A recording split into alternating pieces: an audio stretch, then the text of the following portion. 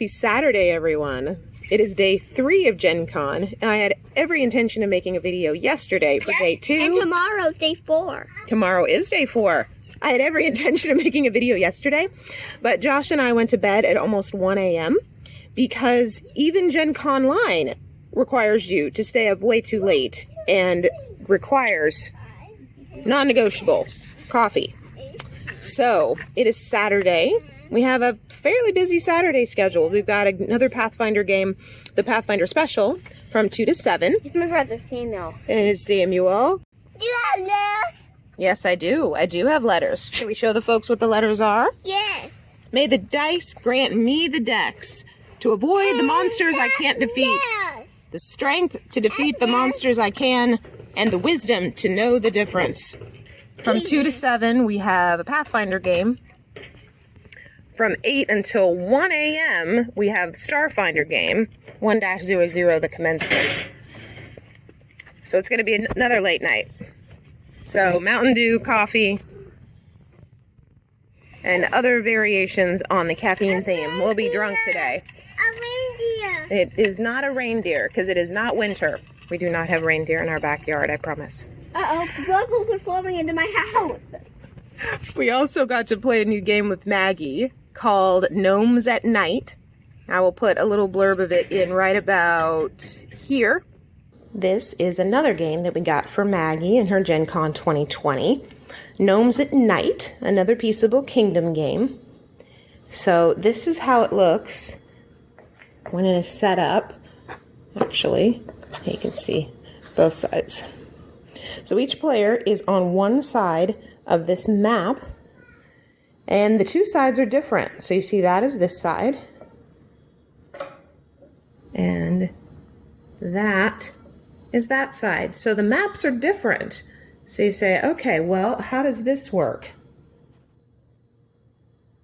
Well, these two gnomes connect to each other through magnet.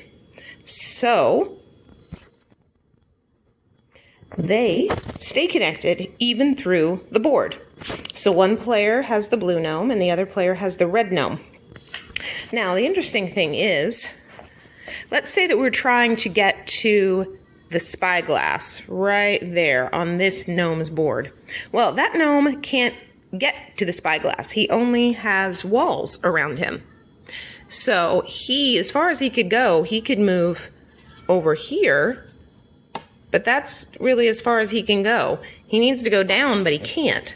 So this gnome on the other side says, well, I can't go down, but I can go to the left.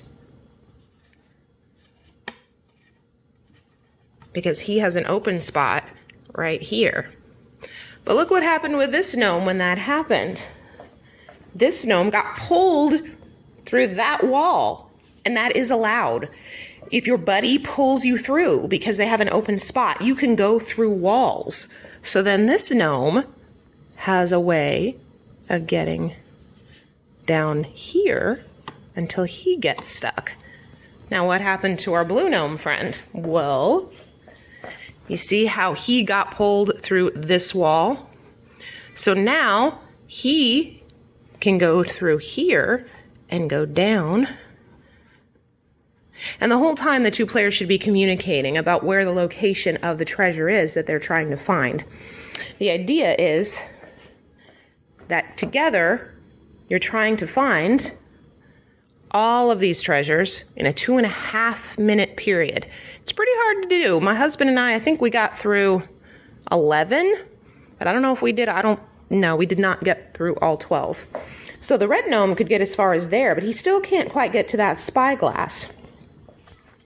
However, the blue gnome says, you got me in here, but I can go,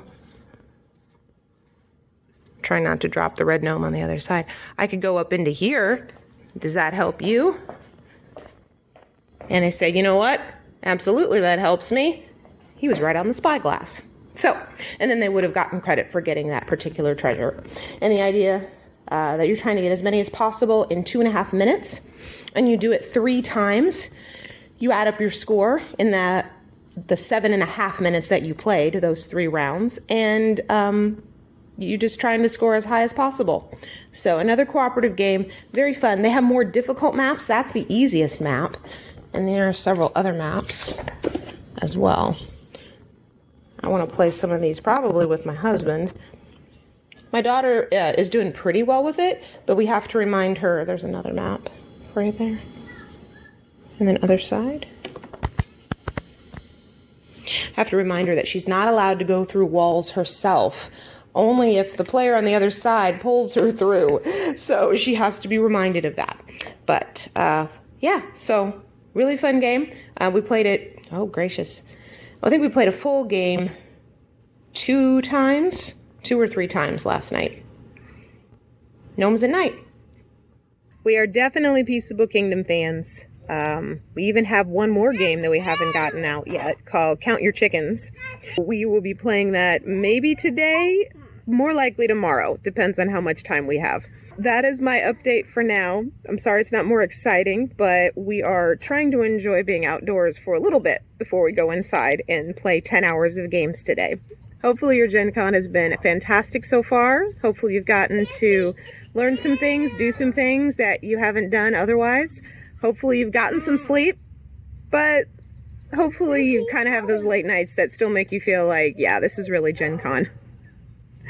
At any rate, I wish you good strength, good decks, good wisdom.